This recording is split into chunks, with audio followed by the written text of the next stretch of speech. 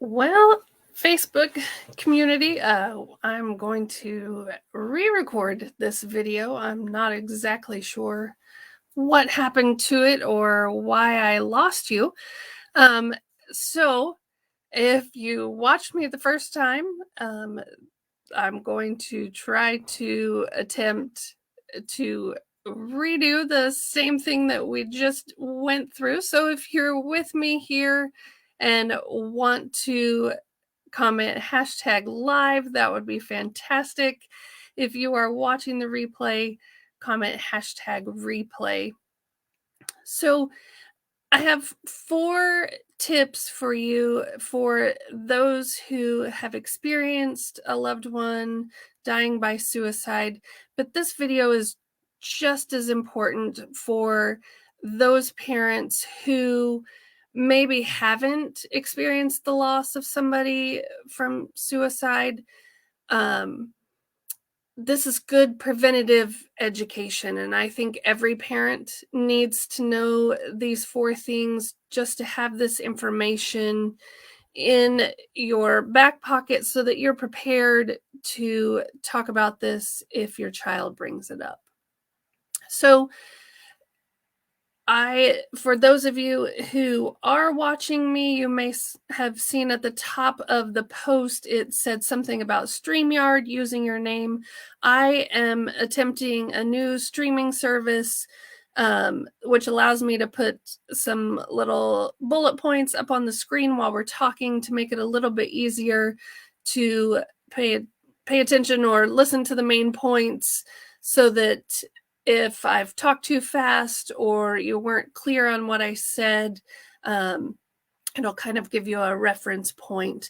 And so I am brand new with the technology, so I think what happened was when it posted in the group, I somehow clicked the wrong button and it deleted my video. So here I am recording it for a second time because I do feel like this topic is really crucial in all parenting conversations. Again, whether you know somebody or not, and if any of you were part of the post earlier in the week, I think almost everybody except for one person had known somebody who was close to them or their children who had died by suicide. So these are the 4 main tips that I want to make sure all parents have. So the first one is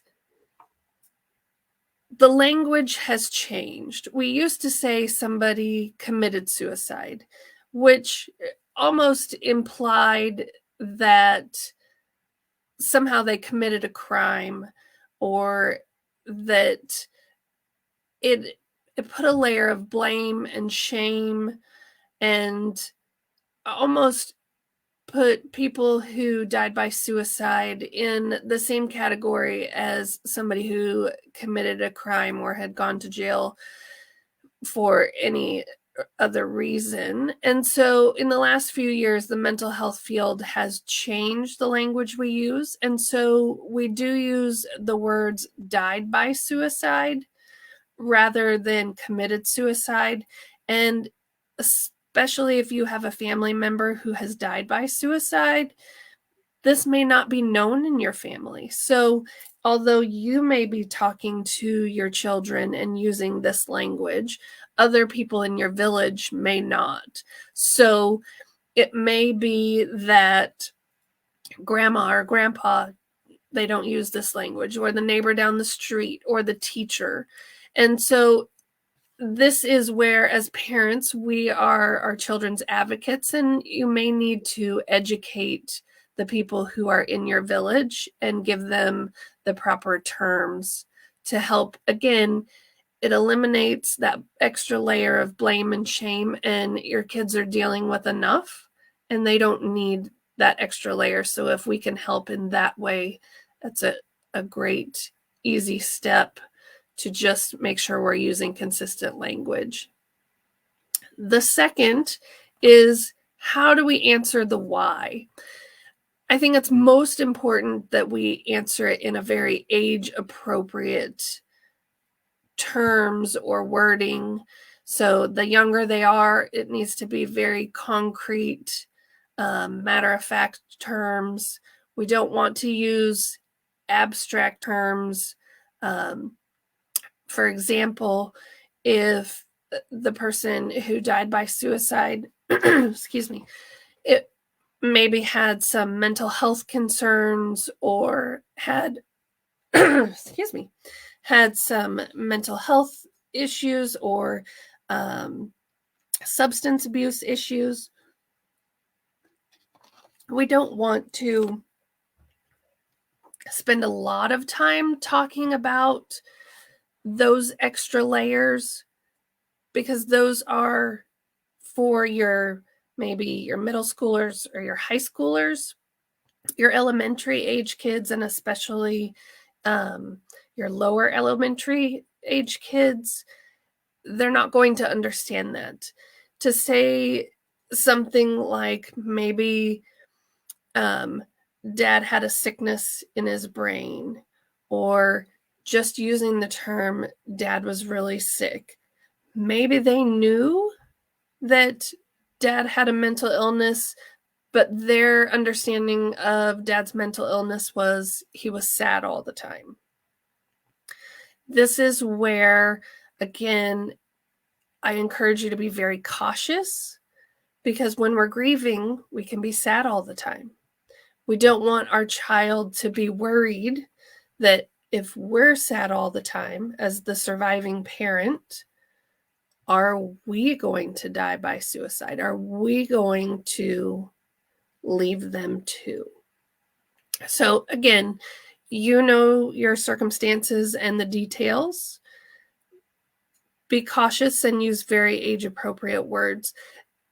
This is a conversation that if you wanted to participate in my free 15-minute grief to healing conversation, I would absolutely love to help you come up with the right words or a couple of sentences of kind of the standard way you respond to those questions so that it's consistent in your household. And if you're struggling because of your own grief and wanting to say it in the best way possible, I would love to support you in that conversation. And so if you want to comment #why, that will unlock my calendar so that you can participate in that 15-minute call with me. The third thing is that anger is normal. And again, we've talked about in other videos, parents can be scared of their kids' anger because they don't know what it means, or they're worried that they're not feeling the sadness. But suicide often comes with the extra complication of, why did they choose to leave me? And their understanding of why this person would die by suicide leaves them believing if they would have been a better kid, if they would have made better choices, if they wouldn't have woke mom up through the night, or kids are very egocentric, so they are going to own the blame, whether that's your intention or not. Just developmentally, that is the way their brain works. And so they're going to be angry. And again, anger is energy. So helping them have a place to release that. And the other part is, anger comes from confusion, and suicide is confusing because we can't always answer the why. You know, in the movies, there's always this suicide note and there's always this explanation, and all the pieces come together, and now we know exactly why, because there had been mental illness for years, or this person had suffered depression, or they had attempted in the past. But that's not always the case. It's not always that clear cut, which just leaves questions. It's very different than having a cancer diagnosis and steadily declining and then moving to hospice and knowing this person's going to pass away. This is different. It feels different, and the kids notice that. And so anger often comes out of that confusion. In addition to, anger is often covering up something else. It could be that they don't feel safe enough yet to tell you how they really feel, to tell you how sad they are, or to tell you how upset they are that their brother isn't going to be sitting at the dinner table anymore, or that their sister isn't going to do the things that she promised she was going to do. So again, I just want to normalize that extra layer of anger and how that is very typical in these situations. The fourth one, and in my opinion, is the biggest one, and the reason why we're talking about suicide this week is for the families in this group, those of you who have experienced a loved one who has died by suicide, so whether that's a sibling, grandparent, or parent, anybody in your village, your kids are at increased risk. So what does that mean? And my intention is not to scare you. My intention is to help bring you some understanding of the importance of us having these conversations, of us talking with our children about when we know somebody in our village, we then have sometimes these thoughts that that's the way we deal with our problems, or that's the way we cope, instead of them understanding the truth of suicide. And the truth of suicide is that it is a permanent solution to a temporary problem. And when our middle schoolers and our high schoolers especially are impulsive, which is developmentally appropriate, exactly what they should be doing, making dumb choices, we hope, and some of you may pray, that we have given them all the parenting and the guidance and that they're not going to make any of those typical teenage mistakes. But the reality is they're going to make dumb choices. They just are. It's how it works. And so when they make these decisions, they aren't looking at, my feelings are hurt today and that this is temporary, or they're so crushed that their boyfriend broke up with them, or they didn't get invited to something. It has such magnitude that they believe like this is the end of the world. And we don't want to try to talk them out of that feeling, but we want to talk them out of how they're dealing with that feeling. We don't want them to use a permanent solution to such a temporary problem. And of course, they don't want to hear about mom's experience or dad's experience, that we know what it's like, right? They just want to hear, this is awful, and I can't go to school tomorrow. And so that's where suicide almost in some senses becomes more appealing or the better option.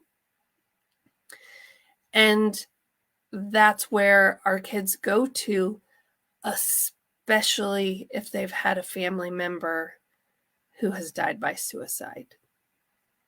So again, the phrase we use, I use it in my office, I also use it at home, and I say it pretty regularly so that it is ingrained in their brains that suicide is a permanent solution to a temporary problem.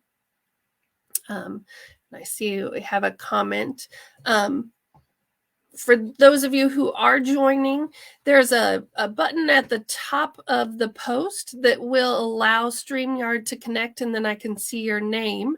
But at the moment, it just says Facebook user. So I'm going to put the first question up there. It says, is it even helpful to tell kids all those other things that they've tried before? I'm not sure I know what you're saying, but I'm going to attempt to answer. And if I did not answer the question, please feel free to clarify in the chat. But I think what you're saying is that if they've tried other ways to die by suicide, maybe, I believe you're saying, do you tell them all of those things? And I think it's one of those, most likely in most families, as much as we try to keep those things away from our children, most of the time, man, those kids, they have supersonic hearing when they want to, not when we say go do the dishes or do the laundry. But I think it's one of those, it's probably that they already know, or they know something isn't quite right. Oh, it looks like you clarified, so let me put that up there. That they attempted suicide before, and that was from point 3. Is it helpful to explain it to children? Okay, so thank you for the clarification. So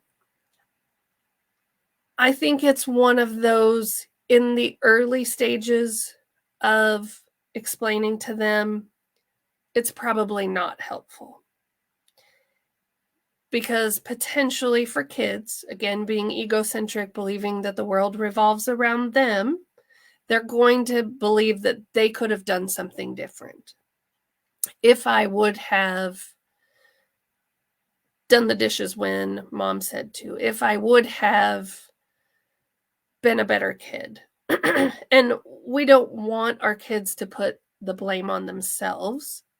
And so I would encourage you not to share that. Now, when they become maybe high schoolers, or potentially even waiting till they are in their 20s and then sharing more of the details. But I think it's one of those, we kind of have to look at, is it helpful or is it not? Is this more of an adult detail, or is this necessary to their understanding? And let's see, helpful to explain to children. So yeah, again, I think it is important to have the conversation, but in little bits, because it can be extremely overwhelming. Looks like somebody else commented, children's timelines are so different than adults. Absolutely. And I think sometimes, definitely well-intentioned, we forget that. As parents, we want to give kids the information. We don't want to feel like we're withholding or keeping secrets. But I think we also need to realize that as parents, we are shaping their experience in the world. And if we give them all the details, if we give them all the details, for instance, if we share all of the times that they may have attempted before, or if we share all of the different indicators or things that, now looking back, because always hindsight's 2020, meaning we may not have seen it coming until after the fact. So when we start reevaluating and looking at things, we then realize, oh, I noticed this, and oh, they started giving away their things months ago, or they started talking very dark, which is unusual for them. But sometimes we dismiss those, and then when the person dies by suicide, we start putting the pieces together because our brain wants to understand. And I think that is an important piece for all of us as parents and kids. Our brain wants to know. We want to know the why. As if the why is going to bring us comfort, as if the why is going to make it feel okay. And the reality for all of us in this group, because all of us are here because we've lost somebody, the why didn't matter. The why maybe took the edge off. For instance, I know it's not a suicide example, but for my dad, he had a routine knee surgery. I wanted to know why. So I got his medical records and I reviewed years worth of medical records and the day of the surgery. And I wanted to go through who did what and who said what and how did they handle things and what about this and what about that, as if there was some detail in there that was going to make it okay. And it doesn't. It doesn't make it hurt less that he's gone.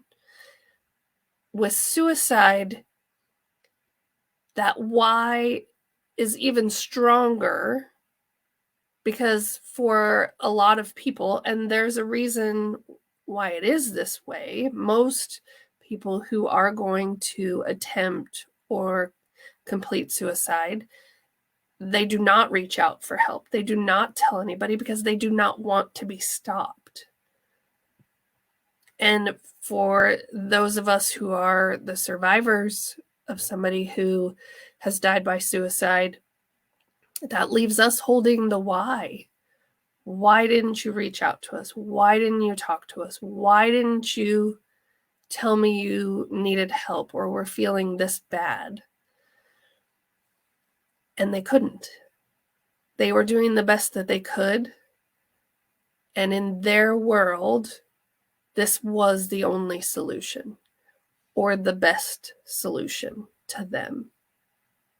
It looks like one more comment. Why doesn't change that it happened? Absolutely. Absolutely. It doesn't change the end result. I mean, if it could, man, that would be great. If we could unlock the secret of the why, and then that meant it brought him back.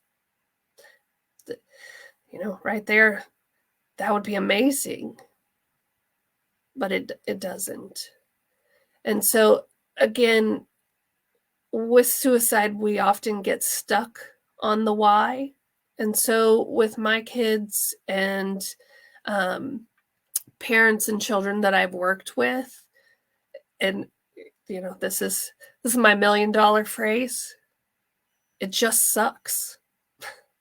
That sometimes that is all you can say. And I don't know about some of you as parents, the word sucks is not a word I use in my household. For a long time when the kids were little, that was not a word that was allowed. But I think when it comes to death, sometimes it is the most effective word of just saying, this really sucks.